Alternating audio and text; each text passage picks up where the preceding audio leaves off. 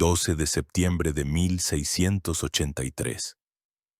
El bosque en la montaña de Kahlenberg, que se alza sobre la asediada Viena. La niebla matutina, húmeda y fría, se aferra a las ramas de los árboles, amortiguando los sonidos. Pero a través de este velo lechoso se abre paso otro sonido, uno que no pertenece a la naturaleza. Es el resoplido silencioso de miles de caballos, el crujido apenas audible del cuero y el tintineo apagado del metal contra el metal. En un claro entre los árboles, inmóvil, se yergue una lanza. No se parece a ninguna otra lanza en Europa. Su longitud es de casi 6 metros, más alta que 2 hombres altos puestos uno sobre otro. El asta tallada en pino o abeto ligero parece delgada y frágil, pero es un engaño. Está hecha hueca a propósito, pegada con 2 canaletas perfectamente ajustadas para ser ligera para el jinete, pero increíblemente rígida en un impacto directo. Cerca de la punta, en la hoja de acero de 4 filos, ondea al viento débil un largo gallardete de 2 colas, el proporsec. Hoy es escarlata, como la sangre que pronto se derramará.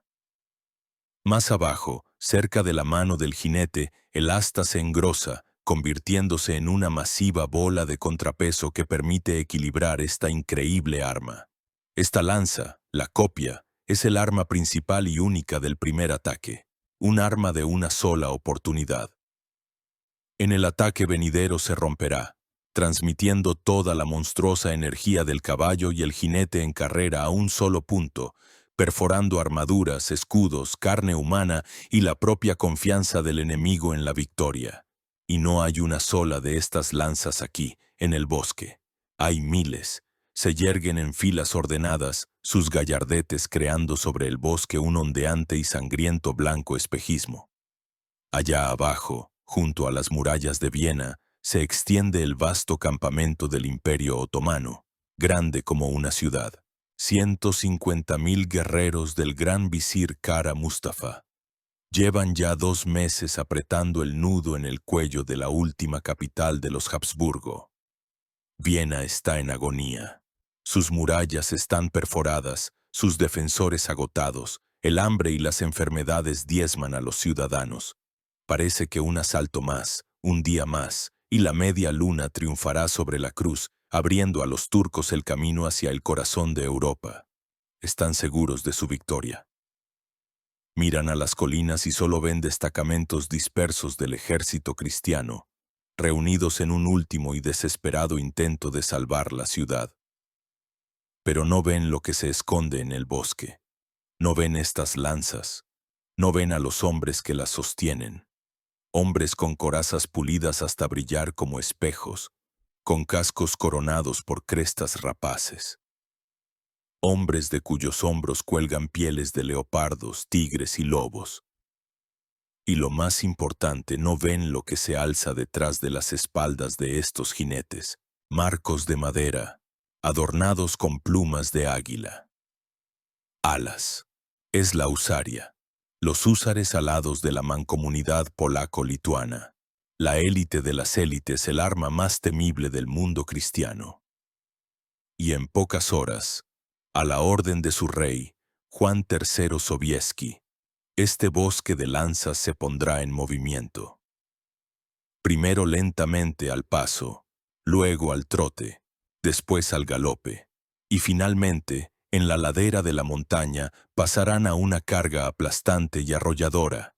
Decenas de miles de cascos harán temblar la tierra, y el aire se llenará de un trueno y de un silbido y susurro incomparables de miles de plumas a las espaldas de los jinetes. Un sonido que sus enemigos llamaban el ruido de la muerte que se acerca. Este no es un relato sobre una simple caballería. Es la saga de 2 siglos de triunfo y tragedia. La historia de cómo unos ligeros mercenarios de los Balcanes se transformaron en una indestructible maquinaria de guerra aristocrática. La historia de hombres cuyos nombres se convirtieron en leyendas y de batallas que cambiaron el curso de la historia. Es la historia de un torrente alado de acero que salvó a Europa de la destrucción en más de una ocasión. para finalmente estrellarse él mismo contra las rocas de una nueva era. Es la historia de los húsares alados. Antes de que en los campos de batalla de Europa del Este tronara la caballería alada y acorazada de la mancomunidad polaco-lituana, su precursor, su idea misma, nació muy al sur, en el sangriento e inestable crisol de la península de los Balcanes. Para entender de dónde le crecieron las alas a la husaria, primero hay que encontrar sus raíces, que se hunden en la tierra abrasada por el sol de Serbia y Hungría, en las tierras que se convirtieron en el primer bastión de Europa en el camino de la conquista otomana. Allí, en el siglo XV, aparece por primera vez la palabra húsar, y significa algo completamente diferente a lo que llegará a ser en el futuro. La palabra húsar en sí misma es objeto de debate entre lingüistas e historiadores. Una de las versiones más extendidas la relaciona con la palabra húngara hús, que significa 20. Según esta teoría, bajo las leyes del Reino de Hungría, cada 20º noble capaz de portar armas debía presentarse al servicio militar, formando así una milicia. De ahí husar, es decir, 1 de 20. Otra versión, no menos convincente, nos lleva a Bizancio y a las lenguas eslavas del sur. En las fuentes bizantinas se mencionan jinetes bandidos ligeros, los chonsarioi. En la lengua serbia, la palabra gusar o husar significaba simplemente un bandido, un pirata, un guerrero audaz que libraba una guerra de guerrillas. Y es precisamente esta segunda imagen la que mejor describe a los primeros, los húsares originales. No eran caballeros con armaduras resplandecientes. Los primeros húsares, o como se les llamaba más a menudo en su tierra natal, los gusars, eran guerreros serbios que habían huido de su patria después de su subyugación definitiva por el Imperio Otomano a mediados del siglo XV. Habiendo perdido sus tierras y sus hogares, trajeron consigo solo un odio feroz hacia los conquistadores y un modo de combate único, desarrollado durante décadas de guerra fronteriza. Eran una caballería ligera e irregular, maestros de las incursiones, las emboscadas y el reconocimiento. Su táctica era la del lobo, no la del león: atacar por sorpresa, morder con fuerza y desaparecer en los bosques y montañas antes de que el enemigo pudiera reaccionar. Su armamento y equipo se correspondían plenamente con esta táctica. Preferían las cotas de malla ligeras o simplemente las chaquetas acolchadas a las pesadas armaduras de caballero. Su arma principal era una pica o una lanza ligera, así como un sable curvo, ideal para cortar en una escaramuza rápida. Pero la parte más característica e importante de su equipo era el escudo. Era un escudo grande y asimétrico, en forma de lágrima o trapecio, a menudo con una muesca para la lanza. Estaba hecho de madera, forrado de cuero y pintado con colores vivos. Este escudo húngaro o turco era su principal protección, permitiéndoles desviar flechas y golpes de sable. Fue este escudo el que se convertiría en la tarjeta de visita de los primeros húsares, y el último detalle que desaparecería antes de su transformación final. Desde Serbia, estos destacamentos de guerreros desesperados se trasladaron a Hungría, donde sus cualidades de combate fueron muy apreciadas. El gran rey húngaro Matías Corvino, que reinó de 1458 a 1490 y que creó el famoso Ejército Negro, uno de los primeros ejércitos de mercenarios profesionales de Europa, reclutó activamente a los húsares serbios. Comprendió que en la guerra interminable contra los turcos, donde la maniobrabilidad y la velocidad desempeñaban el papel principal, estos jinetes ligeros eran indispensables. Se convirtieron en los ojos y los oídos de su ejército, su aguijón, que hostigaba constantemente las comunicaciones otomanas. Fue en Hungría donde los húsares, de ser destacamentos de partisanos irregulares, comenzaron a transformarse en formaciones militares regulares, recibiendo armamento y salario estándar. Fue con esta apariencia húngara como los húsares, a finales del siglo XV y principios del XVI, aparecieron en Polonia y en el Gran Ducado de Lituania. El Reino de Polonia y el Gran Ducado de Lituania, unidos por una unión personal bajo la dinastía de los Jagellón, libraban en esa época duras guerras en varios frentes. En el sur, sus tierras sufrían las devastadoras incursiones de los tártaros de Crimea, vasallos del Imperio Otomano. En el este se desarrollaba un enfrentamiento secular con el creciente estado de Moscú. El ejército polaco-lituano, cuya base era la Pospolite Rusenie, es decir, la milicia feudal de la Szlachta, necesitaba urgentemente un nuevo tipo de caballería. Los lanceros pesadamente armados eran demasiado lentos para perseguir a los tártaros, y para luchar contra la caballería de servicio moscovita se requería una fuerza propia, igualmente maniobrable. Las primeras compañías de húsares, o choragieł, en el ejército polaco aparecen alrededor del año 1500. Eran destacamentos de mercenarios, compuestos principalmente por serbios y húngaros. En los documentos de la época se les llama rakowie, es decir, serbios. Tenían la misma apariencia y luchaban de la misma manera que sus hermanos balcánicos. Caballos ligeros, picas, sables y los obligatorios escudos pintados. Al principio, la Szlachta polaca miraba a estos extranjeros con desdén, prefiriendo luchar a la manera caballeresca, con armaduras pesadas. Sin embargo, la eficacia de los húsares en las escaramuzas con los tártaros y los moscovitas era evidente. Y poco a poco los aristócratas polacos y lituanos comenzaron a formar sus propias choragiełs de húsares, adoptando su armamento y tácticas. Una de las primeras choragiełs de húsares puramente polacas se formó en 1503. Este proceso se aceleró después de la catastrófica batalla de Mohacs en 1526, donde el ejército combinado húngaro-checo fue aniquilado por los turcos, y el propio reino de Hungría cayó. El flujo de refugiados militares húngaros y serbios a Polonia se intensificó, trayendo consigo una experiencia de combate inestimable. Durante la primera mitad del siglo XVI, los húsares en el ejército de la mancomunidad polaco-lituana siguieron siendo una caballería ligera.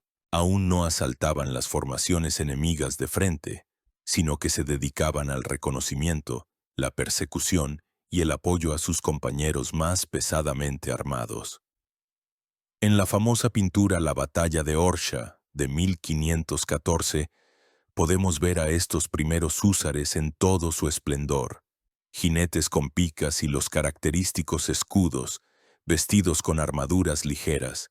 Algunos de ellos ya adornan sus escudos o cascos con plumas, pero esto es por ahora solo un adorno personal, una moda, y no un elemento obligatorio del uniforme. Aún no se habla de alas en la espalda. Así, a mediados del siglo XVI, en la mancomunidad polaco-lituana se había desarrollado una situación única. Ya existía una tradición de servicio de húsares, se habían formado decenas de choragiełs, y la Szlachta se alistaba gustosamente en ellas. Pero todavía no eran los húsares que entrarían en las leyendas. Era solo el boceto, la arcilla con la que un gran reformador pronto modelaría su arma más perfecta. La era de los ligeros incursores balcánicos llegaba a su fin. En el horizonte ascendía la estrella de un hombre que quitaría a los húsares sus escudos, los revestiría de acero y les daría alas. Se llamaba Esteban Pirmiro Báthory. Parecía que, para la década de 1570, el arte de la guerra en la mancomunidad polaco-lituana se había estancado en un frágil equilibrio. La husaria se había consolidado como un tipo de tropa eficaz pero aún auxiliar, mientras que la principal fuerza de choque seguía siendo la de los escasos lanceros y la lenta milicia de la Szlachta. Pero, de forma latente, maduraban fuerzas dispuestas a derribar este orden.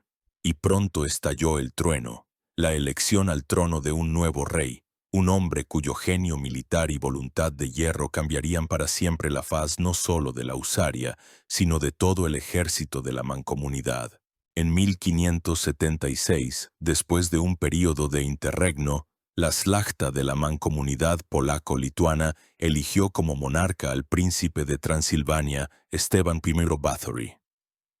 Fue una elección dictada no tanto por simpatías como por un frío cálculo.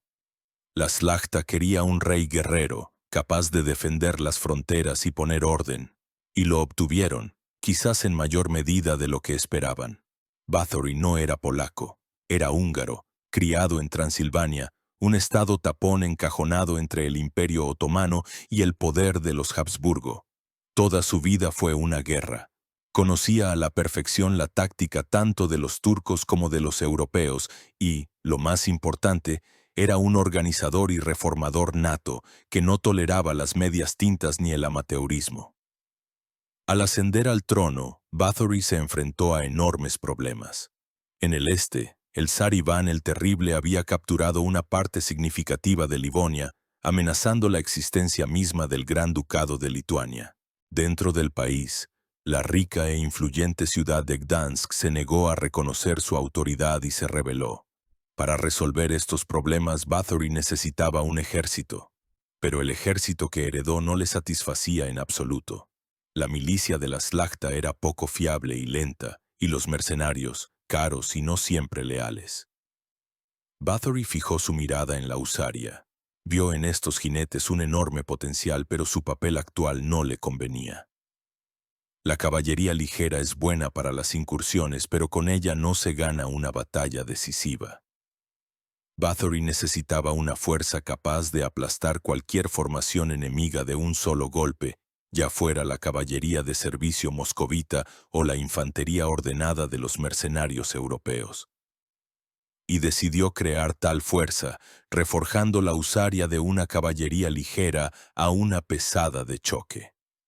La reforma de Báthory no fue un decreto único, sino un conjunto de medidas llevadas a cabo a finales de la década de 1570. Afectó a prácticamente todos los aspectos del servicio de los húsares. La primera y principal fue la decisión de abandonar el escudo. Para los contemporáneos, fue una decisión revolucionaria. El escudo había sido un atributo inseparable del húsar durante casi un siglo. Pero Báthory, como pragmático, comprendió que en las nuevas condiciones el escudo se había convertido en un anacronismo. En primer lugar, el desarrollo de las armas de fuego hacía que el escudo de madera fuera prácticamente inútil contra una bala. En segundo lugar, y esto es lo más importante, el escudo, que el jinete sostenía en la mano izquierda, dificultaba el manejo del caballo y el uso de una lanza larga con ambas manos. Y era precisamente la lanza lo que Báthory veía como el arma principal de su nueva caballería. La segunda innovación fue el nuevo armamento ofensivo. Las relativamente cortas y ligeras picas de los húsares fueron reemplazadas por la legendaria copia, una lanza larga y hueca de hasta 6 metros. Esta arma fue creada para un único pero absolutamente aplastante golpe. Su longitud le daba al húsar una enorme ventaja, permitiéndole alcanzar a un soldado de infantería o a un jinete enemigo antes de que éste pudiera alcanzarlo con su arma. La segunda arma en importancia se convirtió en el Consers, una espada estoque larga de hasta 1,5 metros, estrecha y rígida, diseñada no para cortar, sino para apuñalar. Después de que la copia se rompiera en el primer ataque, el húsar desenvainaba el Consers para perforar las armaduras del enemigo, ya desorganizado y desmoralizado. Y solo entonces entraba en juego el famoso sable curvo, ideal para el combate cuerpo a cuerpo. El tercer punto fue el refuerzo del armamento defensivo. El abandono del escudo requería una compensación, y Báthory la compensó con metal. En lugar de las ligeras cotas de malla, los húsares ahora debían llevar obligatoriamente armaduras de placas. La base de la protección pasó a ser la coraza, es decir, el peto y el espaldar de placas de acero enteras. Los brazos se protegían con hombreras y brazales, y en la cabeza se llevaba el característico casco CISAC, con una barra nasal, orejeras y una protección para la nuca. Tal armadura, aunque no salvaba de un impacto directo de mosquete a corta distancia, protegía excelentemente de picas, golpes de sable y disparos de pistola. El húsar se convertía en una verdadera fortaleza de acero a caballo. El cuarto cambio fue el de la táctica. Al cambiar el armamento, Bathory cambió por completo el papel táctico de la husaria. A partir de entonces, su tarea no sería el reconocimiento ni los flanqueos. Su única y principal tarea sería romper el centro de la línea de batalla enemiga. La carga de los húsares se convirtió en una maniobra compleja y perfeccionada hasta el automatismo. La choragueo se formaba en varias filas. El ataque comenzaba a paso lento, para conservar las fuerzas de los caballos y no romper la formación.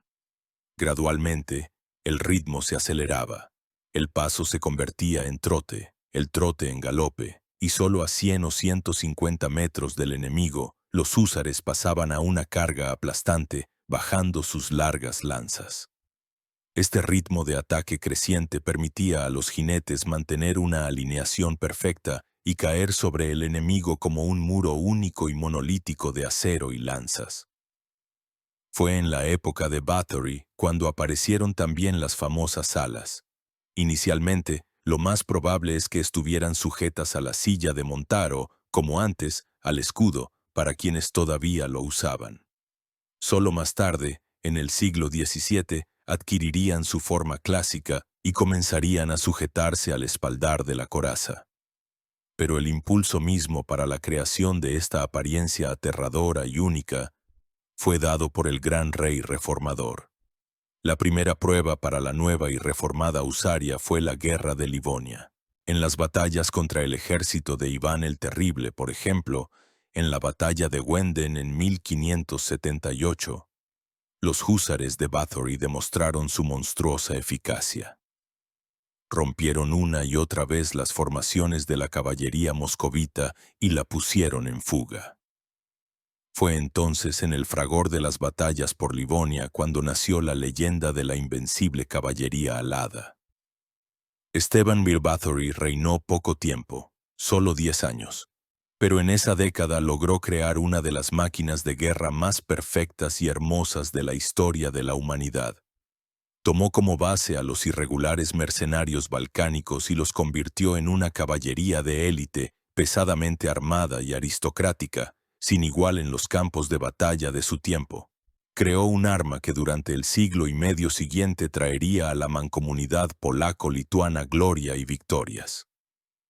El gran rey murió, pero su principal creación, los húsares alados, apenas comenzaba su glorioso y sangriento camino. Imaginen por un momento el silencio antes de la batalla. Una compañía de húsares, una choragieu, se ha detenido en espera de la orden. El sol juega en las curvas de sus corazas pulidas. El viento mece los gallardetes escarlata de sus lanzas y acaricia perezosamente las plumas de las alas a sus espaldas. Para entender por qué esta caballería infundía terror en sus enemigos desde el Báltico hasta el Mar Negro, es necesario descomponerla, examinar a cada guerrero por separado, estudiar cada detalle de su mortífero equipo.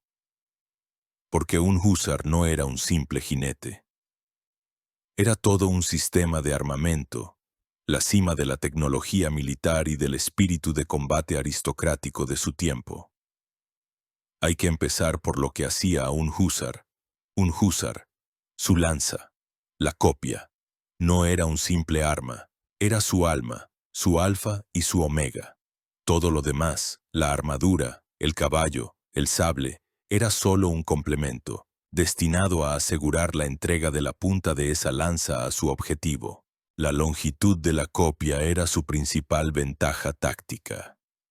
Alcanzando los 5 o 6 metros, era considerablemente más larga que las picas de la infantería de la época, que medían unos 4 o 5 metros, y que las lanzas de los coraceros o reiteres de Europa occidental.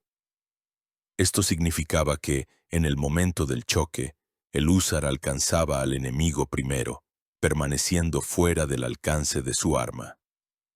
La construcción de la lanza era genial en su simplicidad y eficacia. Se fabricaba con maderas ligeras como pino, abeto o picea, pero no era un asta maciza. Los artesanos tomaban 2 trozos de madera y los vaciaban por dentro, convirtiéndolos en 2 largas canaletas. Luego, estas canaletas se pegaban. El resultado era un asta hueca, ligera pero muy resistente y rígida a la flexión. Esto permitía al jinete manejar con facilidad la enorme lanza, sin perder por ello su poder de penetración. La punta, el grot, era de acero templado, y cerca de la mano del jinete se encontraba una bola de contrapeso de plomo o madera, la cula, para un equilibrio perfecto. El largo gallardete, a menudo bifurcado en el extremo, el proporsec, no era un simple adorno. Durante la carga, ondeaba, asustando a los caballos enemigos, y también dificultaba ver la longitud exacta de la lanza, confundiendo al adversario. Pero esta perfección también tenía su contrapartida. La copia era un arma de un solo uso. Estaba diseñada para un único y perfecto golpe. Al impactar en el objetivo, por lo general se rompía, transmitiendo toda la energía cinética del jinete y el caballo al objetivo, sin herir por ello la mano del propio húsar. En el tren de bagajes de cada choragueo de húsares, se transportaban decenas de lanzas de repuesto. Perder o romper la lanza antes del ataque se consideraba la mayor de las deshonras. La vestimenta del húsar era una obra de arte de la herrería. La base de su protección era una coraza segmentada, compuesta por un peto y un espaldar. A diferencia de las corazas monolíticas de los caballeros occidentales, la coraza de los húsares a menudo constaba de varias placas horizontales, o costillas, unidas por remaches. Esto proporcionaba una mayor flexibilidad y movilidad en la silla de montar. A la coraza se sujetaban unas hombreras macizas y los brazos por debajo del codo se protegían con brazales. Las piernas, por lo general, quedaban sin protección, cubiertas solo por botas altas de cuero rojo o amarillo. Esto se hacía para aligerar el peso y facilitar el manejo del caballo. La cabeza estaba coronada por el característico casco Sisak. Tenía una calota semiesférica a la que se sujetaba un protector de nuca móvil, que protegía el cuello, las orejeras y una larga visera con una barra nasal en forma de flecha para proteger el rostro. A menudo, los cascos se adornaban con crestas metálicas o soportes para plumas. Los slachta más ricos, los rotmisters y los hetman, podían permitirse un tipo de armadura especial, increíblemente cara y prestigiosa, la caracena. Era una armadura de escamas, compuesta por cientos de pequeñas placas de acero cosidas a una base de cuero o tela. La caracena era más ligera y flexible que la armadura de placas y, en opinión de muchos, protegía mejor de las balas, que podían rebotar en ella. Esta armadura era heredera directa de las armaduras sármatas y escitas, lo que encajaba perfectamente en la ideología del sarmatismo, popular entre la szlachta polaca, y por supuesto, las alas. Ningún detalle del equipo de los húsares ha generado tantas disputas y leyendas. ¿Para qué servían? La función más prosaica y obvia era la de gala.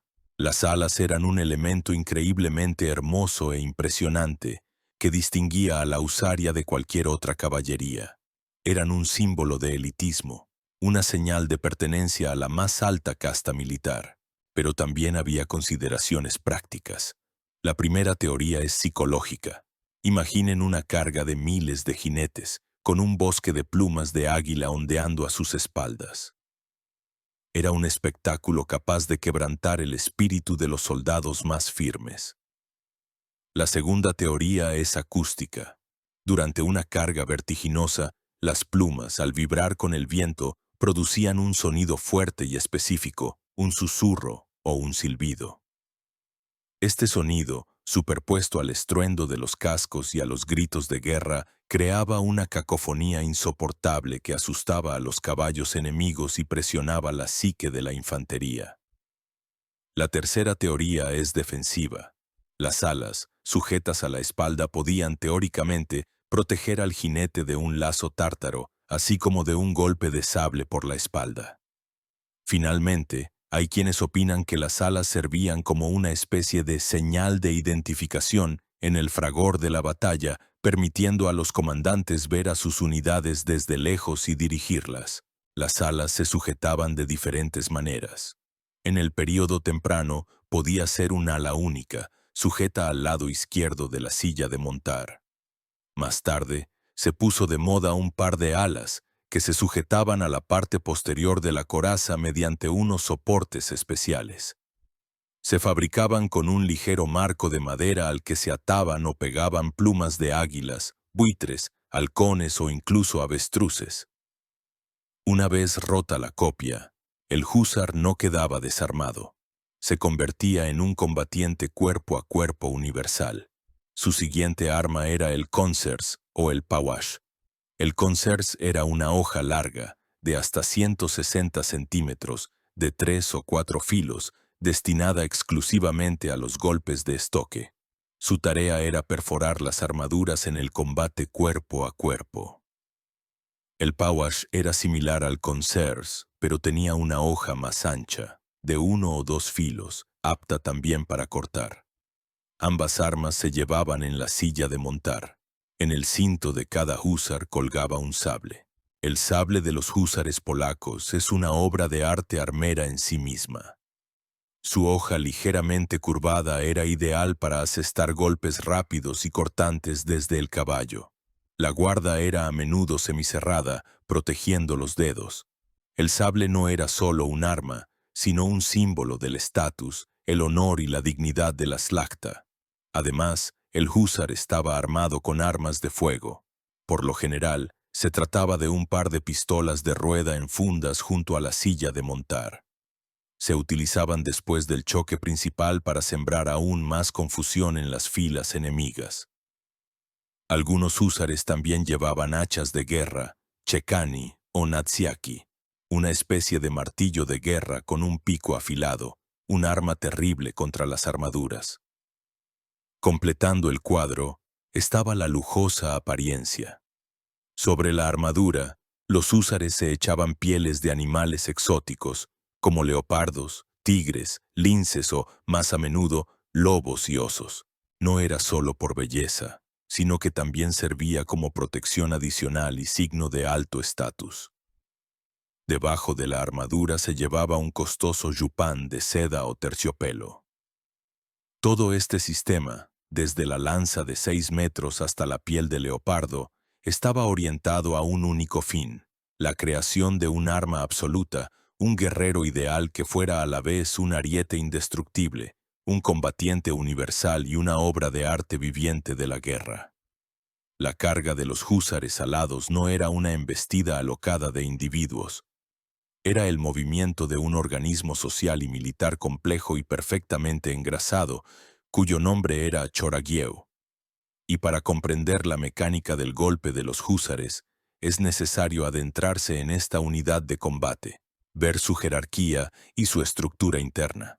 Porque en el campo de batalla no atacaba un simple húsar, atacaba un poxet, una pequeña lanza compuesta por un señor y sus siervos, y toda la Choragieu era la suma de decenas de tales poxets. En la base de la Choragieu de los húsares se encontraba el principio de camaradería. La husaria era un ejército de la slachta, aristocrático. La base de cada Choragieu la constituían los towarzyshe, nobles de pleno derecho que servían en la caballería. No eran simples soldados, sino la élite de la nación, hombres para quienes la guerra no era solo un deber, sino el sentido de la vida, una forma de obtener gloria y riqueza. Cada towarzysh no acudía al servicio solo. Estaba obligado a presentar a su costa un poxet, una unidad de combate compuesta por él mismo y varios siervos armados, o pachoukovie. El towarzysh era el corazón y el cerebro del pochet. Era él quien llevaba todo el peso del armamento más caro y prestigioso. Vestía una armadura de placas completa. Estaba armado con una copia, un sable, un concers y pistolas. Montaba el mejor caballo de batalla, especialmente entrenado. Todo el entrenamiento, toda la táctica, estaba orientado precisamente hacia él. Los Towarzysche formaban la primera y, a veces, la segunda fila de la Choragiev atacante. Eran ellos quienes asestaban el primer y más terrible golpe con sus largas lanzas, rompiendo la formación enemiga. El servicio en la husaria era un asunto increíblemente prestigioso, pero también ruinoso. El tesoro del Estado pagaba al Towarzysz un salario, o joud, pero este dinero apenas alcanzaba para cubrir los gastos. El coste del equipo completo de un húsar, la armadura, las armas y, sobre todo, el caballo de batalla, era astronómico. Un buen caballo de húsar podía costar tanto como una aldea entera. Por lo tanto, solo los slachta adinerados podían permitirse servir en la husaria, para quienes el honor y la gloria eran más importantes que el dinero. Los menos pudientes se alistaban en otros tipos de caballería más baratos, como la cosaca o la pancerna. Detrás de cada Towarzysz, en la formación cabalgaban sus pachoukovie. Eran sus siervos armados. El número de pachoukovie en un pochet podía variar, de 1 a 7 u 8, dependiendo de la riqueza y el estatus del Towarzysz.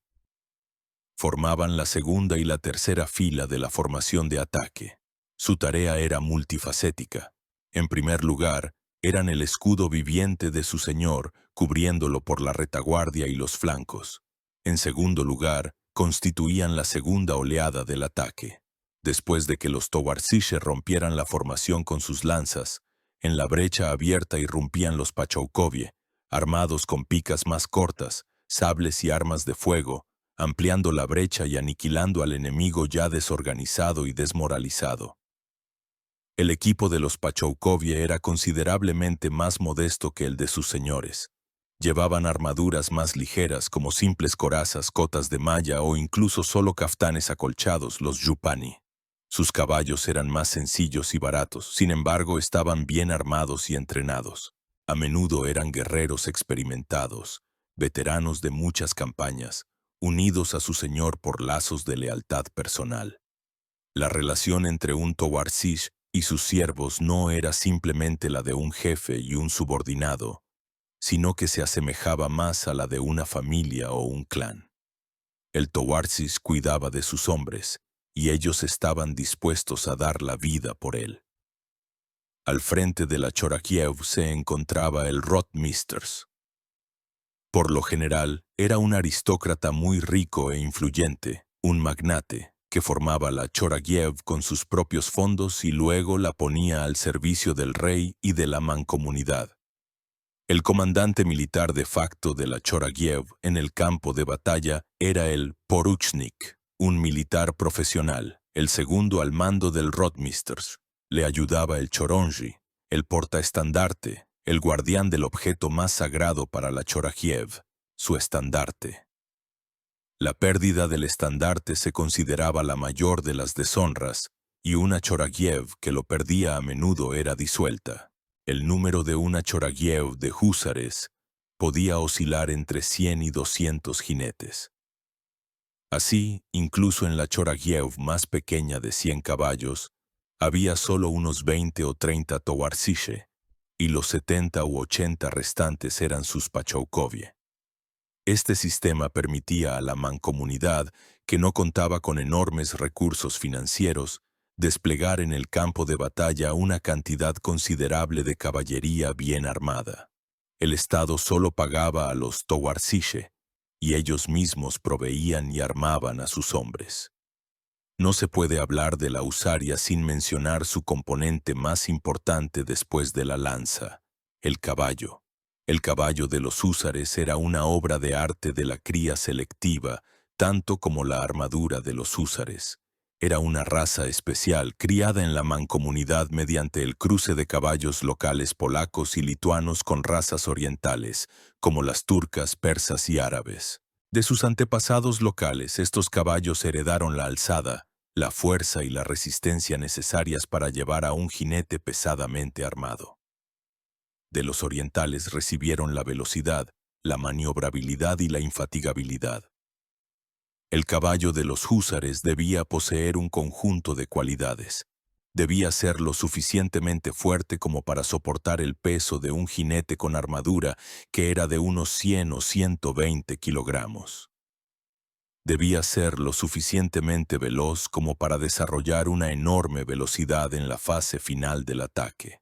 Y, lo más importante, debía ser increíblemente valiente y perfectamente entrenado, no temer el fuego, el estruendo, los gritos y la visión de la sangre, y cargar contra un muro de picas sin desviarse.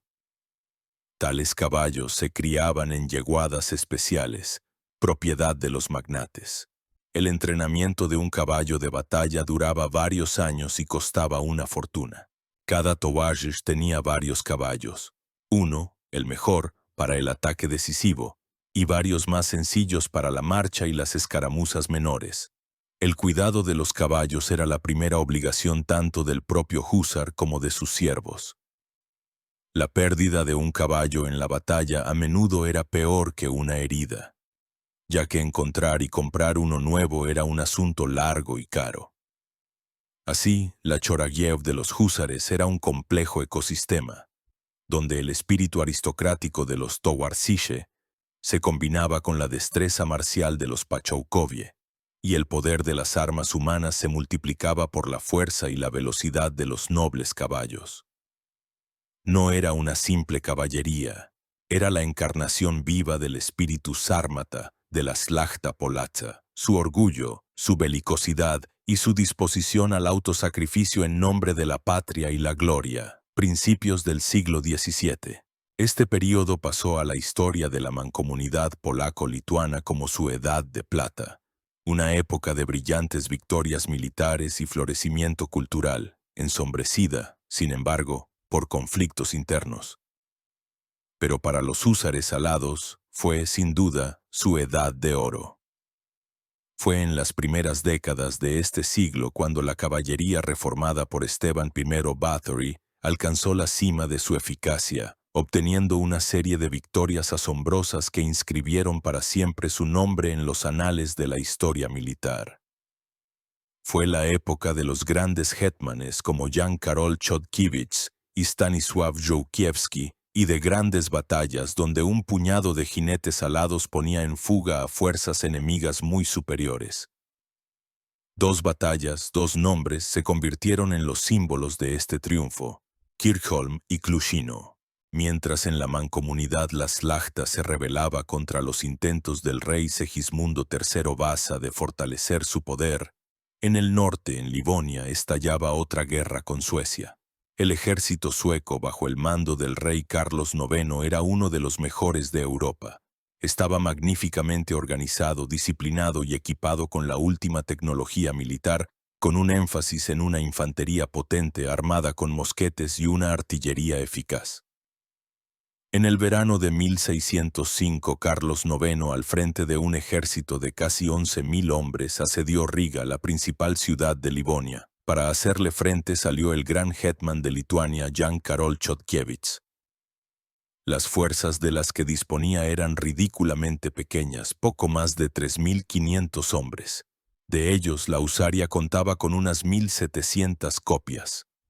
La proporción de fuerzas era de más de 3-1 a favor de los suecos.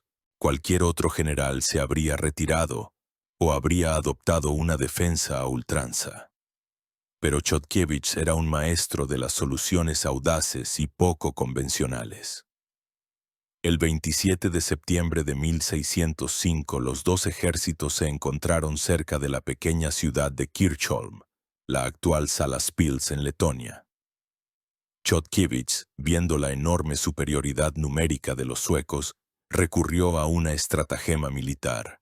Colocó a sus tropas detrás de una colina, ocultando su número real. Luego ordenó a su pequeña vanguardia que iniciara una retirada fingida, atrayendo a los suecos a una posición desfavorable para ellos. Carlos IX, seguro de una fácil victoria, cayó en la trampa. Ordenó a su ejército, formado en varias líneas de infantería y caballería, que iniciara la persecución. Los suecos, al subir la colina, rompieron su formación y agotaron a sus soldados. Y en ese preciso momento Chodkiewicz dio la orden de un ataque general. Desde detrás de la colina, como una avalancha, la husaria se abalanzó sobre las formaciones suecas. El primer golpe cayó sobre el flanco izquierdo del ejército sueco. Los húsares, liderados por el propio Chodkiewicz, cargaron a galope tendido contra las filas de la caballería y la infantería suecas. El impacto de las lanzas fue terrible. La primera línea de los suecos fue arrollada y empujada contra la segunda. Cundió el pánico. Carlos IX intentó salvar la situación lanzando a la batalla a su reserva los reiteres de élite, pero sobre ellos ya se abalanzaba otra oleada de húsares que atacaba desde el flanco derecho. En el centro, la infantería sueca, compuesta por experimentados mercenarios alemanes y holandeses, intentó mantener la formación presentando un muro de picas.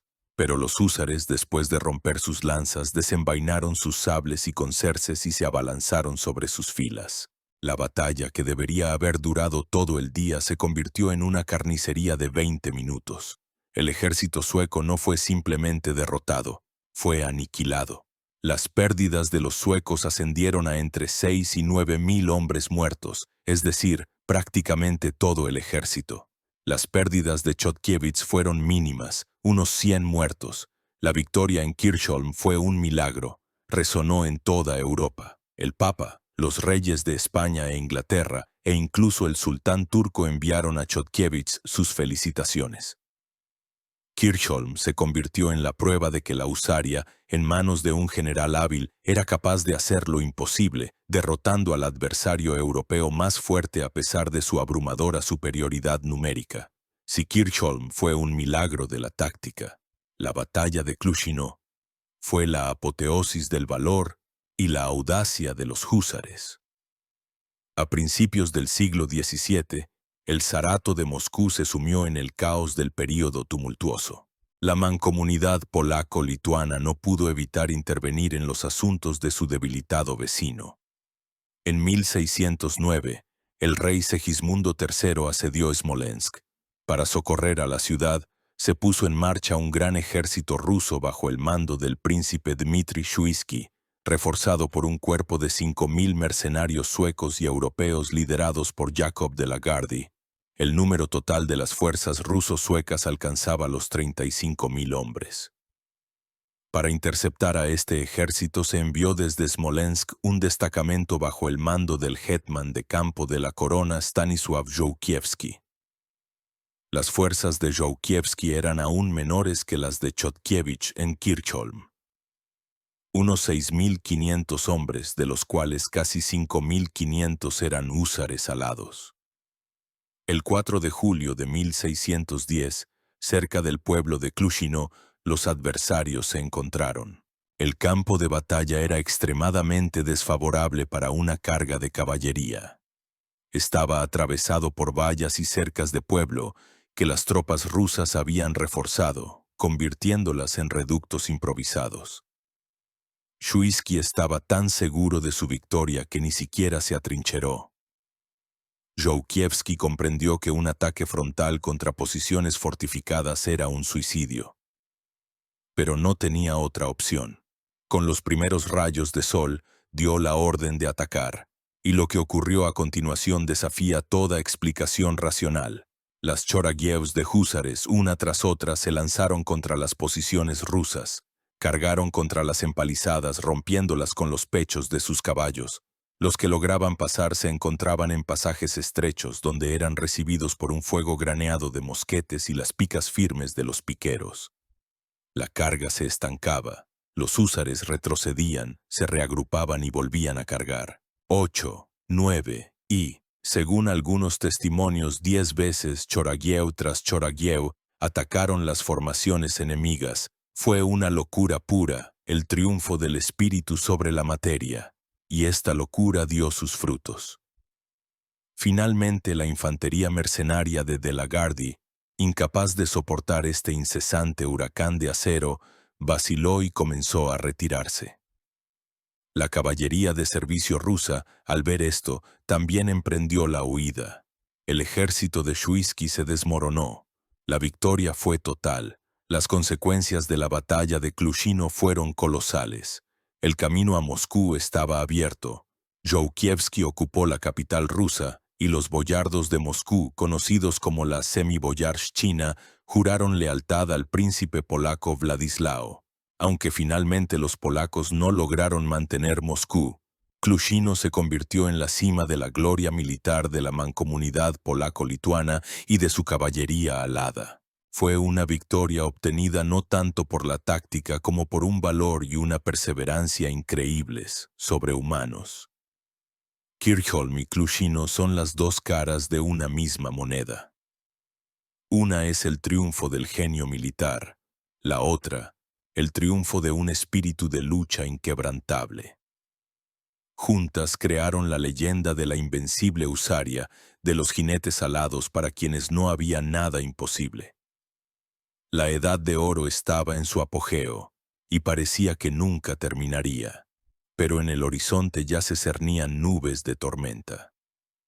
Mediados del siglo XVII, la edad de oro de la mancomunidad polaco-lituana, bañada en la gloria de Kirchholm y Klushino, llegaba a su trágico final. El Estado, que parecía inquebrantable, comenzó a resquebrajarse. Las contradicciones internas como la libertad dorada de la Szlachta, que degeneró en anarquía, las disputas religiosas y la durísima opresión social del campesinado y los cosacos en Ucrania alcanzaron un punto de ebullición. Y en 1648, el caldero explotó. La rebelión liderada por Bogdan Khmelnytsky, que en un principio fue un motín cosaco, se convirtió rápidamente en una guerra de liberación a gran escala del pueblo ucraniano, que, a su vez, se convirtió en el prólogo de la catástrofe más terrible de la historia de la mancomunidad. Este período, de 1648 a 1667, pasó a la historia polaca con el sombrío y preciso nombre de El Diluvio.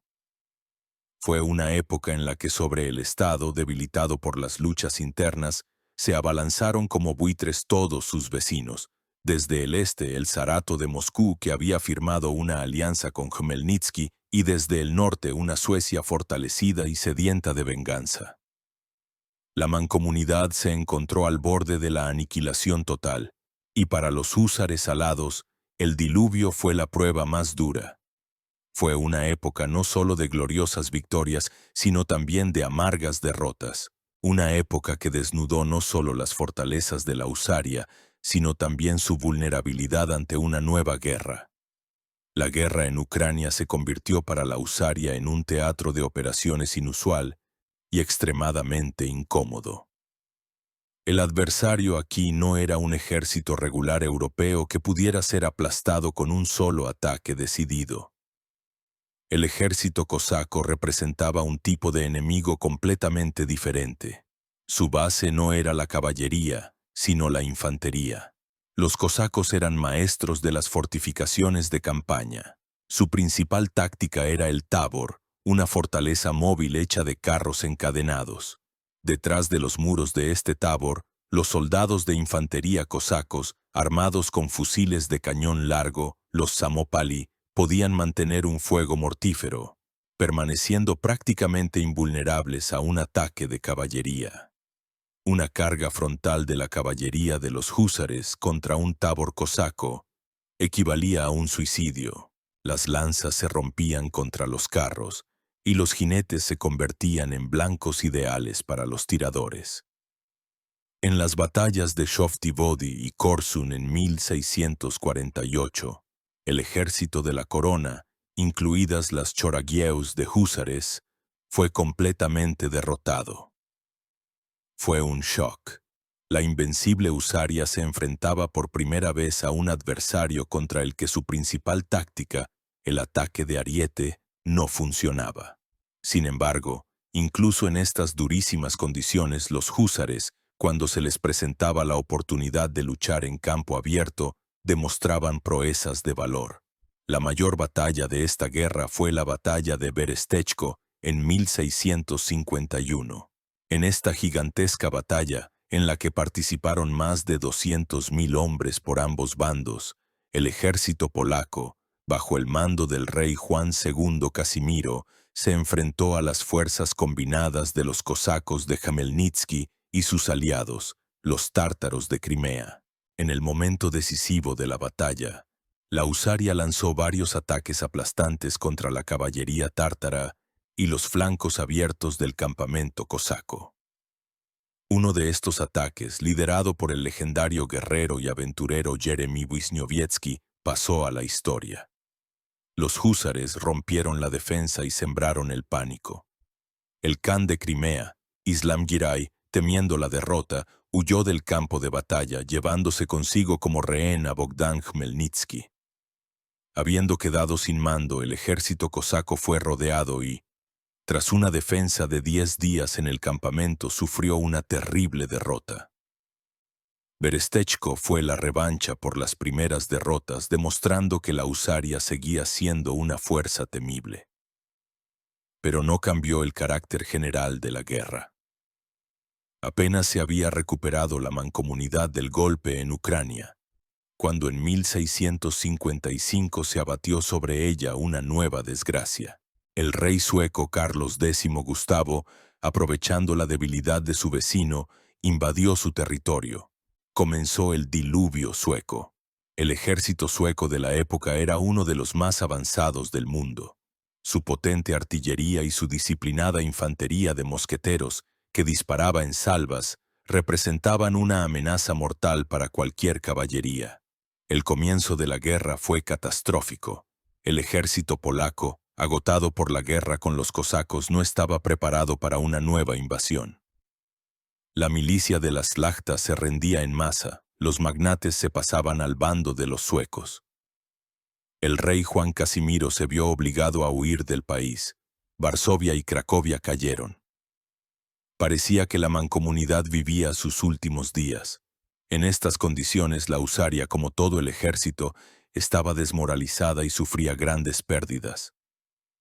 En la batalla de Jarnov, una carga de los húsares fue repelida por el fuego mortífero de la infantería sueca. Los húsares, sufriendo enormes pérdidas, se vieron obligados a retirarse. Esta derrota demostró que contra una infantería europea disciplinada con un potente apoyo de fuego, la táctica de la carga de caballería frontal se volvía cada vez más arriesgada. Sin embargo, fue en la hora más oscura del diluvio cuando comenzó un movimiento guerrillero a nivel nacional, y la husaria encontró su lugar en esta nueva guerra irregular. El gran comandante Stefan Charniecki, que se convirtió en el símbolo de la resistencia, renunció a la táctica de las grandes batallas, donde los suecos tenían ventaja. Apostó por una guerra de guerrillas, maniobrable, como incursiones sorpresa, emboscadas y persecución de los forrajeadores enemigos. Las Choragievs de húsares, actuando junto con la caballería más ligera panzerna, eran ideales para tales acciones. La culminación de este período fue la batalla de 3 días por Varsovia, en 1656. Aunque finalmente las tropas polaco-lituanas no lograron recuperar la capital, la husaria en esta batalla volvió a mostrar su mejor cara. En uno de los días de la batalla, 3 Choragievs de húsares lanzaron una desesperada carga contra la caballería de la Guardia Sueca, arrollándola y casi capturando al propio rey Carlos X. El diluvio fue una dura escuela para la husaria. Demostró que la era de dominio total en el campo de batalla llegaba a su fin. La nueva guerra exigía flexibilidad, adaptación e interacción con otros tipos de tropas, especialmente con la infantería y la artillería. Los húsares aprendieron a luchar en los bosques, a asaltar fortificaciones y a librar una guerra de guerrillas. Sufrieron pérdidas terribles. Muchas Choragievs fueron aniquiladas, pero como tipo de tropa sobrevivieron. Se templaron en el fuego de las derrotas y demostraron que incluso en las condiciones más desesperadas eran capaces de seguir siendo la élite. y este temple le sería muy necesario para su principal y más gloriosa hazaña. Les esperaba Viena. Hacia la década de 1680, las nubes de tormenta del diluvio se habían disipado, dejando tras de sí una mancomunidad polaco-lituana devastada pero que había resistido. El país lamía lentamente las heridas infligidas por décadas de guerras ininterrumpidas, y en ese momento subió al trono un hombre destinado a convertirse en el último gran rey guerrero de la historia de Polonia y Lituania, y a conducir a los húsares alados a su más sonado y último triunfo. Se llamaba Juan III Sobieski. Sobieski no era rey de nacimiento. Era un szlachta, un magnate, que había recorrido todo el camino desde un simple towarzysz hasta el gran hetman de la corona y, finalmente, fue elegido rey por sus méritos militares. Era la encarnación viva del espíritu de los húsares. Pasó toda su vida a caballo, luchando contra cosacos, tártaros, suecos y turcos. Conocía la guerra no por los libros, sino por cientos de escaramuzas sangrientas y decenas de grandes batallas, y creía sin límites en el poder de su arma principal, la husaria alada, a la que él mismo había conducido a la carga en repetidas ocasiones.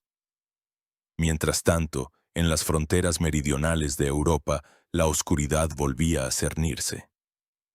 El Imperio Otomano, recuperado de sus conflictos internos bajo el gobierno de los ambiciosos grandes visires de la familia Köprülü, volvió a poner sus ojos en la infiel Europa. Su objetivo principal era Viena, la capital del Sacro Imperio Romano Germánico, la llave del corazón de Alemania. En el verano de 1683, un gigantesco ejército otomano de más de 150.000 hombres, bajo el mando del gran visir Kara Mustafa, invadió Austria y asedió Viena.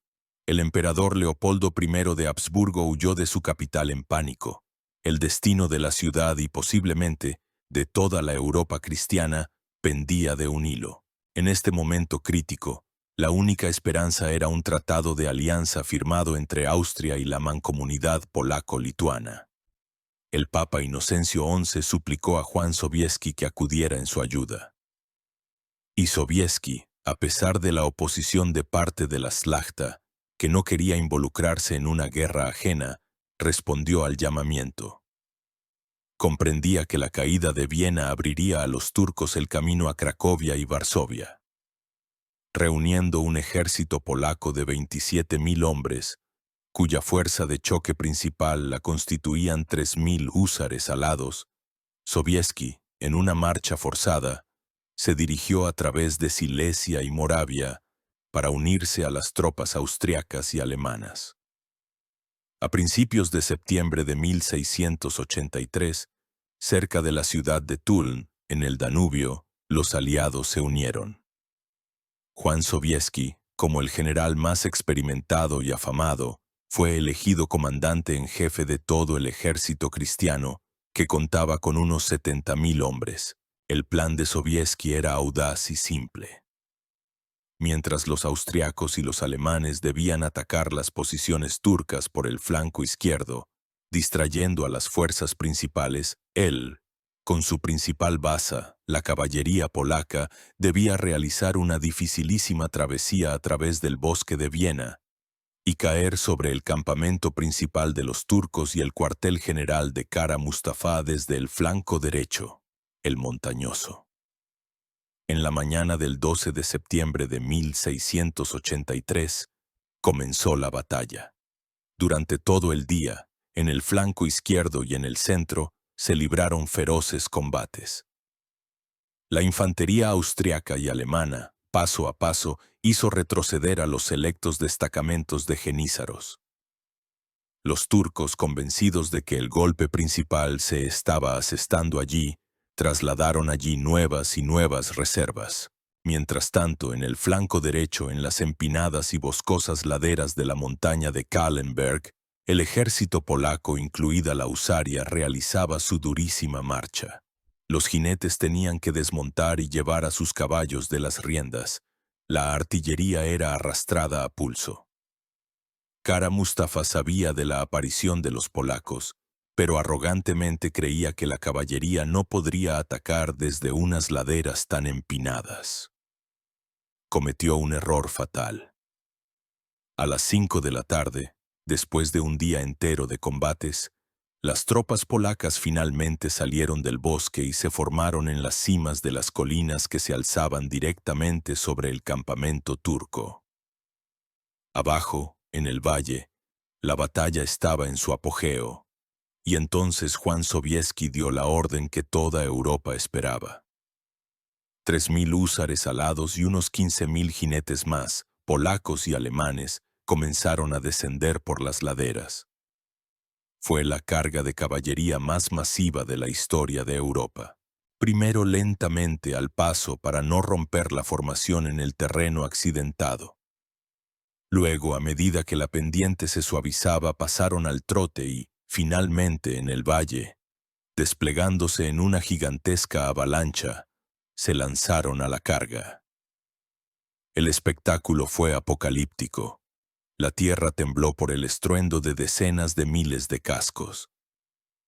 El aire se llenó del grito de guerra, «Jesús, María, salvad», y del siniestro susurro de miles de alas.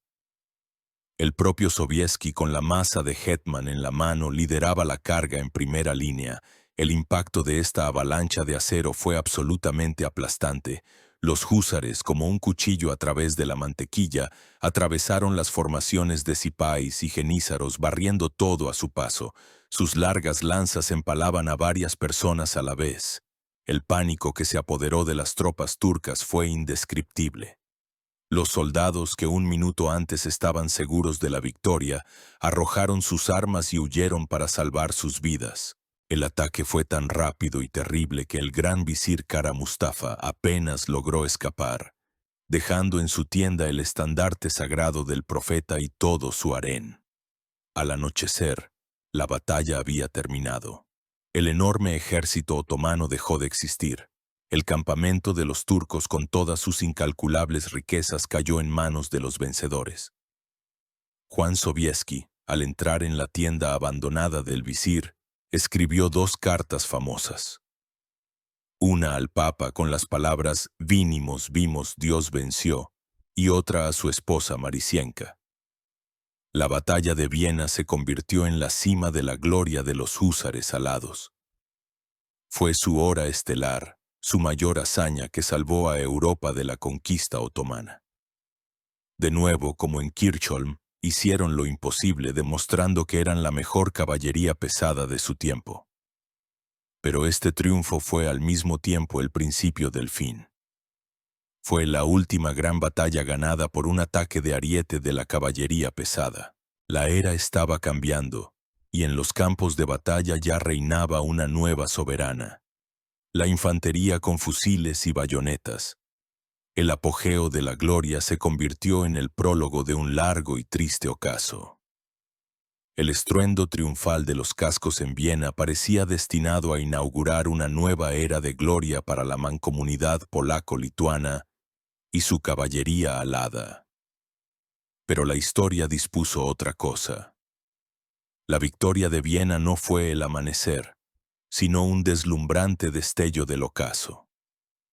El siglo XVIII, el siglo de la Ilustración, de la razón y de los ejércitos regulares, no dejó lugar para una caballería aristocrática y de espíritu caballeresco cuya táctica se basaba en el ataque de ariete. El ocaso de la husaria fue largo, triste e inexorable, y sus causas se encontraban tanto en los campos de batalla como en la propia mancomunidad, que se hundía en el abismo de una crisis política. Después de Viena, la mancomunidad se vio envuelta en una larga y agotadora guerra con el Imperio Otomano como parte de la Santa Liga. Los húsares demostraron su valor en más de una ocasión en las batallas de Moldavia y Ucrania, pero ya no eran aquellas victorias aplastantes de antes. El ejército turco, habiendo aprendido la amarga lección, aprendió a contrarrestar las cargas de los húsares, utilizando fortificaciones de campaña y un fuego masivo de fusilería. Pero el principal enemigo de la husaria no maduraba en el sur, sino en los campos de toda Europa. La revolución militar, que había comenzado ya en el siglo XVI, alcanzó su apogeo a principios del siglo XVIII. En el campo de batalla reinaba sin discusión la táctica lineal. La base de cualquier ejército era ahora la infantería, armada con fusiles de chispa y bayonetas. La bayoneta, que convertía el fusil en una pica corta, hizo del batallón de infantería una unidad de combate autosuficiente, capaz de repeler por sí sola los ataques de la caballería. La formación cerrada de los soldados de infantería, que disparaba salva tras salva, se convirtió en un muro de fuego y acero que ninguna caballería, por muy valiente que fuera, podía ya superar. Atacar un cuadro erizado de bayonetas y que escupía fuego se convirtió en un suicidio. La larga y frágil copia de los húsares era inútil contra la bayoneta y la bala.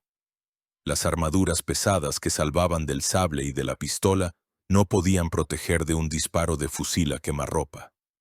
La propia táctica del golpe de los húsares, perfeccionada hasta el extremo, había quedado obsoleta. El papel de la caballería en general también cambió. En lugar de la caballería pesada de choque, surgieron tipos más ligeros y maniobrables, como los dragones, capaces de luchar tanto a caballo como a pie, y los húsares ligeros de nuevo tipo que, por ironías del destino, revivieron el concepto balcánico original y estaban destinados al reconocimiento, las incursiones y la persecución. Los húsares alados, con su costoso equipo y su táctica altamente especializada, resultaron ser una herramienta demasiado pesada e ineficaz en la nueva guerra. A esto se sumó la profundísima crisis interna de la propia mancomunidad. La muerte de Juan Sobieski en 1696 fue el final de la era de los grandes reyes guerreros. Comenzó el llamado período sajón, cuando en el trono polaco reinaron los reyes de la dinastía sajona de los Augustos. Fue una época de anarquía política, corrupción, injerencia de las potencias vecinas, Rusia, Prusia y Austria, en los asuntos internos del país. El ejército decayó. No había dinero en el tesoro. Las dietas se interrumpían y los magnates se ocupaban más de sus guerras privadas que de la defensa del Estado. En estas condiciones, mantener a la costosa husaria se hizo imposible. La szlachta se empobrecía rápidamente y ya no podía permitirse la compra de caballos y armaduras. El número de choragieus de húsares disminuía constantemente. Su entrenamiento de combate empeoraba. Cada vez más, la husaria se utilizaba no para la batalla, sino para desfiles, escolta de embajadores y ceremonias fúnebres. Los guerreros alados se convertían en piezas de museo vivientes, en un símbolo hermoso pero inútil de la grandeza pasada. Sus armaduras se volvían cada vez más recargadas y decorativas, y sus cualidades de combate cada vez más dudosas. La última guerra en la que la husaria participó como una fuerza de combate real fue la Gran Guerra del Norte a principios del siglo XVIII. Pero aquí tuvieron que enfrentarse a los mejores ejércitos de la época, el ejército sueco de Carlos XII y el ejército ruso de Pedro el Grande. En la batalla de Klisov en 1702, una carga de la husaria polaca contra las formaciones suecas fue fácilmente repelida. Fue una derrota amarga y humillante que demostró de manera palpable el abismo entre el antiguo y el nuevo arte de la guerra. A lo largo del siglo XVIII, las choragievs de húsares siguieron existiendo, pero su papel ya era puramente ceremonial. La última vez que se cree que los húsares participaron en una batalla fue durante la Guerra de Sucesión de Polonia en la década de 1730, pero ya no eran aquellos temibles guerreros, sino más bien una pálida sombra de ellos. El punto final a la historia de los húsares alados lo puso la Dieta de los 4 años, que se celebró de 1788 a 1792. Durante la reforma militar, destinada a modernizar el ejército polaco ante la inminente amenaza de sus vecinos, las antiguas y arcaicas unidades militares fueron abolidas. En 1776, por una resolución de la Dieta, las choragieus de húsares, junto con la caballería panzerna, fueron reformadas y transformadas en brigadas de caballería nacional. La Gran Era, que duró más de 2 siglos, terminó con el trazo de una pluma. El ocaso de la husaria no fue solo la historia de la decadencia de un tipo de tropa. Fue el espejo de la decadencia de toda la mancomunidad. El Estado que había dado origen a este fenómeno militar único fue incapaz de adaptarse a las nuevas realidades, al igual que su caballería alada. El último vuelo había terminado. Los húsares abandonaron los campos de batalla para permanecer para siempre en las páginas de la historia, en las leyendas nacionales y en los corazones de la posteridad, como un eterno símbolo del valor caballeresco y de una era de grandeza irremediablemente perdida. Es imposible entender el fenómeno de los húsares alados considerándolos únicamente como una unidad militar. Sus armaduras, su táctica, su increíble valor no fueron simplemente el producto de reformas militares. Fueron la manifestación más alta y brillante de una ideología única, de toda una cosmovisión que dominó las mentes de la nobleza polaco-lituana durante varios siglos. El nombre de esta ideología es sarmatismo. Sin entender el sarmatismo, el húsar sigue siendo solo una hermosa imagen, desprovista de su alma y de su significado interno. El sarmatismo fue una corriente cultural e ideológica cuyo apogeo se produjo en los siglos XVI y XVII.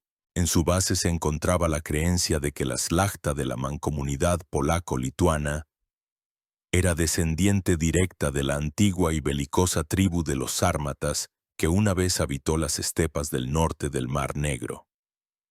Esta leyenda sobre el origen no era una simple curiosidad histórica.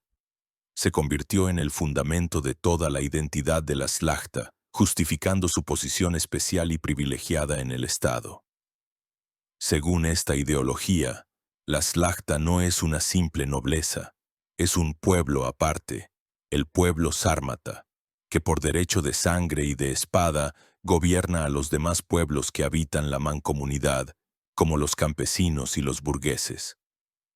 La ideología sármata proclamaba varios valores clave que conformaban la apariencia y el comportamiento de todo szlachtic. En primer lugar, estaba el culto al valor marcial. Un verdadero sármata es ante todo un guerrero, un defensor de la patria y de la fe cristiana. La guerra era para él su elemento natural, y la muerte en combate, el mayor de los honores. La vida pacífica se consideraba solo un respiro entre campañas. Este culto a la guerra impregnaba toda la cultura de la szlachta, desde la educación de los niños hasta los ritos funerarios. En segundo lugar, estaba el amor a la libertad dorada. La szlachta se consideraba una comunidad de hermanos iguales, donde cada szlachtic, incluso el más pobre, en su pedazo de tierra, era igual al magnate más rico. Esta libertad se expresaba en la electividad del rey, en el derecho que permitía a cualquier diputado interrumpir una sesión de la Dieta y en el derecho de rocos, es decir, una rebelión armada contra el rey si éste violaba los derechos de la szlachta. En tercer lugar, estaba el apego a las tradiciones y a la fe católica. El sármata desconfiaba de todo lo nuevo y extranjero, especialmente de lo alemán, considerando el sistema estatal polaco-lituano y las costumbres de la szlachta el colmo de la perfección. El catolicismo se consideraba una parte inseparable de la identidad sármata y la mancomunidad, el antemural de la cristiandad, el último bastión de la verdadera fe en la frontera con la Moscú ortodoxa y el mundo musulmán. En cuarto lugar, estaba un estilo de vida específico y oriental. Paradójicamente, considerándose defensores de Europa, los sármatas en su vida cotidiana, vestimenta y armamento imitaban en gran medida a Oriente, a los turcos y a los tártaros. Largos bigotes, cabezas rapadas con un oseledets, mechón de pelo, pantalones anchos, sables curvos, telas brillantes y caras, el amor a los banquetes suntuosos y al lujo ostentoso, todo ello era una parte inseparable de la apariencia sármata. Y ahora, sabiendo esto, volvamos a mirar al húsar alado. Era la encarnación ideal y viviente del sarmatismo. Su esencia misma era marcial. Era un defensor de la fe y de la patria, que luchaba contra los infieles y los cismáticos. Su valor desesperado, a veces temerario, su disposición a atacar decenas de veces posiciones inexpugnables como en Clushino era una consecuencia directa del culto sármata al valor. Su apariencia era la quinta esencia de la moda sármata. Las pieles de animales rapaces, echadas sobre la armadura, remitían a los salvajes y libres antepasados sármatas. Las telas caras, los arneses de los caballos adornados con piedras preciosas, todo ello demostraba su riqueza y estatus. Incluso sus alas, según una versión, eran una imitación de los jinetes turcos Deli o locos, que también se adornaban con plumas. El húsar era un sármata en su forma más concentrada y combativa. Su servicio era una manifestación de su libertad. El húsar no era un soldado anónimo de un ejército regular. Era un towarzish, un igual entre iguales, que había acudido voluntariamente al servicio con su propio poxet. Servía no tanto al rey como a la mancomunidad, es decir, al conjunto de todas las libertades de la slachta. Sin embargo, en esta ideología también estaban sembradas las semillas de la futura decadencia, la misma libertad dorada que engendraba un heroísmo individual increíble, a escala estatal se convertía en anarquía e imposibilitaba cualquier reforma. El mismo apego a las tradiciones que creó la perfecta usaria del siglo XVII le impidió adaptarse a las nuevas realidades del siglo XVIII. El conservadurismo sármata impidió comprender a tiempo que el mundo había cambiado y que ya no bastaba con un sable y valor. Cuando en el siglo XVIII el sarmatismo degeneró de una ideología viva y creativa a una forma vacía y pomposa, a la jactancia y a la negativa a cambiar nada, junto con él degeneró también la usaria. Se convirtió de un arma temible en un atrezo teatral. La historia de los húsares alados es la historia del auge y la caída de la idea sármata. Mientras esta idea estuvo llena de fuerza vital, de disposición al autosacrificio y al servicio, la usaria venció. Cuando la idea murió, convirtiéndose en su propia caricatura, los jinetes alados abandonaron el escenario histórico, pero dejaron tras de sí una leyenda que todavía hoy es una parte inseparable de la identidad nacional polaca, un eterno recordatorio de los tiempos en que los sármatas en caballos alados salvaban a Europa. 1776.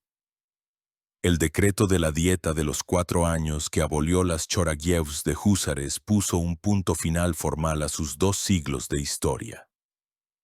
Los últimos towarzyshe se quitaron sus corazas, y sus lanzas y alas únicas pasaron definitivamente de los arsenales a las paredes de las casas solariegas de la slachta y a las salas de los museos. Parecería que la historia debería haber terminado aquí, pero las grandes leyendas tienen la propiedad de no morir. Al abandonar los campos de batalla, los húsares alados comenzaron su segunda vida, en la memoria nacional, en el arte, en los mitos. Y esta segunda vida resultó ser no menos brillante y, quizás, incluso más larga que la primera. El legado de la usaria es inmenso y polifacético. En primer lugar, es un legado militar. Durante casi un siglo y medio, la usaria fue el principal argumento militar de la mancomunidad polaco-lituana. Fue el instrumento que permitió a un estado enorme, pero laxo y no rico, oponerse y vencer con éxito a sus vecinos más centralizados y numerosos, como Suecia, el Zarato de Moscú y el Imperio Otomano. Las victorias de Kirchholm, Clushino y Viena no son simples episodios hermosos. Son acontecimientos que tuvieron consecuencias geopolíticas reales y a largo plazo, definiendo durante décadas el equilibrio de poder en Europa Oriental y Central. La husaria se convirtió en la cima del desarrollo de la caballería pesada de choque en la historia militar mundial. Llevó al absoluto la idea del ataque de ariete con lanza, combinándola con una táctica, un armamento y una organización únicos. Fue la respuesta a los desafíos de su tiempo, pero, como cualquier instrumento demasiado especializado, fue incapaz de sobrevivir a la revolución militar que cambió los fundamentos mismos de la guerra. Su historia es un ejemplo clásico del auge, el dominio y el inevitable declive de un sistema militar que se convirtió en víctima del progreso tecnológico y táctico. Pero un legado mucho más importante resultó ser el cultural y simbólico. En el siglo XIX, cuando la mancomunidad polaco-lituana fue borrada del mapa de Europa como resultado de las particiones entre Rusia, Prusia y Austria, el pueblo polaco, privado de su estado, se volvió hacia el pasado en busca de apoyo e inspiración. Y en ese pasado, la leyenda de los húsares alados brillaba con más fuerza que ninguna otra. Se convirtieron en el principal símbolo de la grandeza pasada, del orgullo nacional y de un espíritu marcial invencible. Un papel enorme en la formación de este mito lo desempeñó el gran escritor polaco, premio Nobel, Henryk Sienkiewicz. Su trilogía histórica, compuesta por los libros A Sangre y Fuego, El Diluvio y El señor Wołodychowski, escrita a finales del siglo XIX, se convirtió para varias generaciones de polacos en una verdadera Biblia del patriotismo. En las páginas de estas novelas, los húsares alados aparecen no como simples soldados, sino como caballeros sin miedo y sin tacha, nobles, valientes, dispuestos a dar la vida por la fe y la patria. Las imágenes de Pan Skrzytuski, Pan Kmicic, Pan Wołodychowski y sus compañeros de armas, cargando bajo las banderas ondeantes, formaron una imagen romántica y heroica de la husaria que todavía hoy domina la conciencia de masas. Esta imagen fue retomada por los artistas. Los lienzos de Joseph Brandt, Jan Matejko y Wojciech Kosak, que representan las cargas de los húsares, se convirtieron en clásicos de la pintura polaca. Sus cuadros, llenos de expresión, movimiento y el brillo del acero, convirtieron a los húsares en un icono del arte nacional. En el siglo XX, después de que Polonia obtuviera su independencia, la leyenda de los húsares siguió viva. En el período de entreguerras, se apeló a su imagen para formar el espíritu del nuevo ejército polaco. Incluso algunos vehículos blindados polacos de la década de 1920 llevaban nombres que hacían referencia a los comandantes de los húsares. Durante la Segunda Guerra Mundial y en el período de posguerra del gobierno comunista, la imagen del húsar como defensor de la patria y de la fe volvió a ser un símbolo de resistencia y de la indomabilidad del espíritu nacional. Hoy, los húsares alados viven un verdadero renacimiento. Son una parte inseparable de la cultura polaca moderna. Aparecen en películas y series históricas. Sus armaduras y tácticas son recreadas escrupulosamente por numerosos grupos de reconstrucción histórico-militar de todo el mundo. Se han convertido en personajes populares en videojuegos, como Mountain Blade o Civilization, familiarizando con este fenómeno único a millones de personas ajenas a la historia polaca. La imagen del húsar alado se ha convertido en una de las marcas más reconocibles de Polonia. Se utiliza en el deporte, por ejemplo, los aficionados polacos a menudo utilizan la simbología de los húsares. Está presente en los productos de recuerdo, en la publicidad, en los nombres de las empresas. Pero detrás de todo este brillo y mitificación, es importante recordar que la husaria no era una simple leyenda hermosa. Eran personas reales que vivieron, lucharon y murieron en una de las épocas más crueles y turbulentas de la historia de Europa. Su historia no es solo una historia de victorias deslumbrantes, sino también una historia de amargas derrotas, una historia de increíble valentía y, a veces, de una miopía política igualmente increíble. Fueron el producto de su país y de su época, con su grandeza y sus tragedias. Es en esta complejidad donde reside su verdadero legado. Los húsares alados nos recuerdan que la historia no está hecha solo de hechos y fechas secos, sino también del espíritu humano capaz de las más grandes hazañas.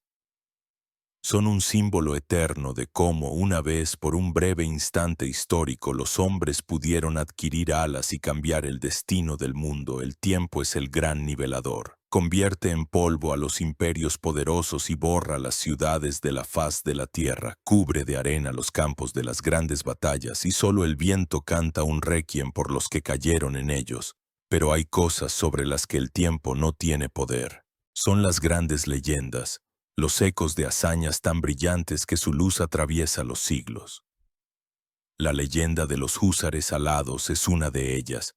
El estruendo de su última carga se apagó hace mucho tiempo. El óxido ha comido el acero de sus armaduras y la polilla ha deshecho las plumas de sus alas. La propia mancomunidad polaco-lituana, el estado que defendieron con tanta furia, desapareció del mapa político para renacer solo siglos después. Pero el susurro de sus alas, parece, todavía se oye en la memoria histórica de Europa. ¿Qué fue aquello? La quinta esencia del espíritu caballeresco en una época en que la caballería ya moría.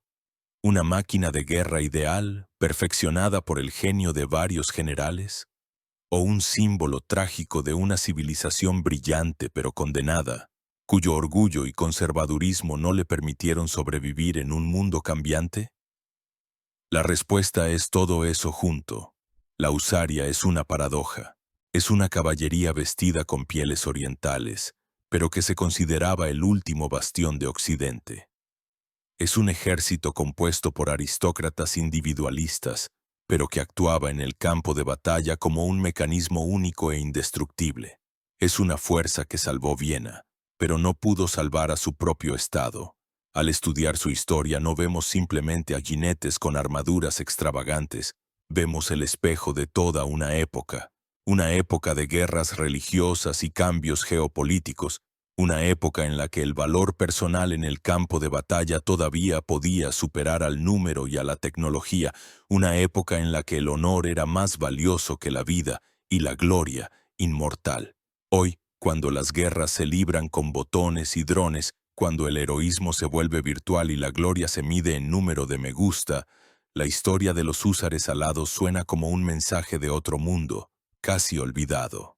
Es un recordatorio de que detrás de las grandes victorias y derrotas siempre hay personas vivas, sus pasiones, sus creencias y sus elecciones.